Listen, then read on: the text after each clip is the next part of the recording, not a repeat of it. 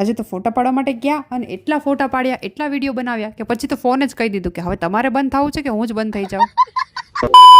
જાન આવવામાં હજી બહુ બધી વાર હતી એટલે અમે વિચાર્યું કે ચલો ફોટા પાડવા માટે જઈએ. પણ અહીંયા તો પહેલેથી જ ફોટોશૂટ ચાલુ છે અને પછી તો અમે પણ ચાલુ કરી દીધું.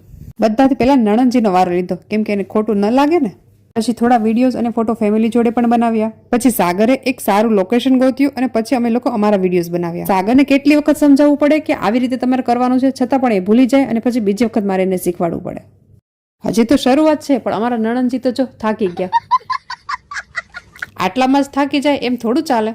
પછી બધા બેઠા હતા ત્યાં અમે પહોંચ્યા તો એશુ તો નારાજ થઈ ગઈ કે મારો તો એક પણ ફોટો નથી પાડ્યો. પછી મેં એને મનાવી અને પછી એની સાથે ફોટોશૂટ ચાલુ કર્યું. અને પછી તો બધાએ વારો લીધો એશુ સાથે વિડીયો બનાવવામાં. મેરેજ કે કઈ ફંક્શન હોય ત્યારે જ તો સમય મળે છે બધાને સાથે મળવાનો, બાકી તો બધા પોતપોતાના કામમાં હોય છે એટલે મળવાનું પણ નથી થતું. અને એશુ ઉપરથી તો થોડી વાર પણ અમારી નજર હટે એટલે એ દોડવાનું ચાલુ કરી દે, પછી માંડ એને પકડવી પડે. પછી તો આ લોકોએ પણ બધાએ જોડે ફોટો પાડ્યા. આ બધા સાગરના મોટા ભાઈ છે અને આ એમના છોકરાઓ છે. સાગર બધાથી નાના છે. ચલો હવે મળીએ નેક્સ્ટ વિડીયોમાં.